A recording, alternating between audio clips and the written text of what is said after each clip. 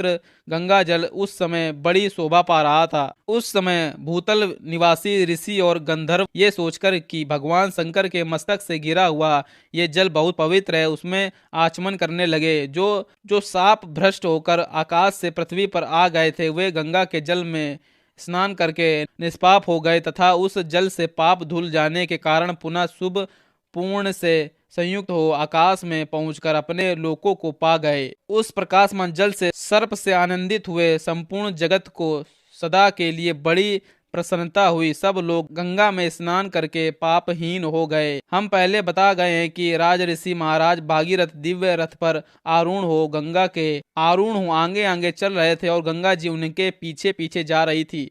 श्री राम उस समय समस्त देवता ऋषि दैत्य दानव राक्षस गंधर्व यक्ष प्रवर किन्नर बड़े बड़े नाग सर्प तथा अप्सरा ये सब लोग बड़ी प्रसन्नता के साथ राजा भागीरथ के रथ के पीछे गंगा जी के साथ साथ चल रहे थे। सब प्रकार के जल जंतु भी गंगा जी की उस जल राशि के साथ सानद जा रहे थे। जिस ओर राजा भागीरथ जाते उसी ओर समस्त पापों का नाश करने वाली सरिताओं में श्रेष्ठ यशस्विनी गंगा भी जाती थी। उस समय मार्ग में अद्भुत पराक्रमी महामना राजा जहू यज्ञ कर रहे थे। गंगा जी के अपने जल प्रवाह से उनके यज्ञ मंडक को बहा ले गई। रघुनंदन राजा जहू इस गंगा जी का गर्व समझकर कुपित हो उठे। फिर तो उन्होंने गंगा जी के उस समस्त जल को पी लिया। यह संसार के लिए बड़ी अद्भुत बात हुई। तब देवता गंधर्व तथा ऋषि अत्यंत विस्मित होकर पुरुष प्रवर महात्मा जीहू की स्तुति करने लगे।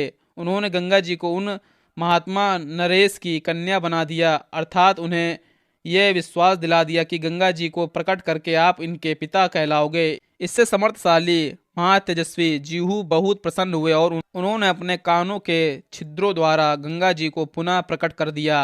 इसीलिए गंगा जीहू की पुत्री एवं जाह्नवी कहलाती थी। वहां से गंगा फिर भागीरथ के रथ का अनुसरण करती हुई चली। उस समय सरिताओं में श्रेष्ठ जाही समुद्र तक जा पहुंची और राजा भागीरथ के पितरों के उद्धार रूपी कार्य की सिद्धि के लिए रसातल में गई। राज ऋषि भागीरथ भी यत्न पूर्वक गंगा जी को साथ ले वहां गए। उन्होंने साप से भस्म हुए अपने पितरों को अचेत सा होकर देखा। रघुकुल के श्रेष्ठ वीर तदंतर गंगा के उस उत्तम जल ने सगर पुत्रों की उस भस्म राशि को अपलावित कर दिया और वे सभी राजकुमार निष्पाप होकर स्वर्ग में पहुंच गए।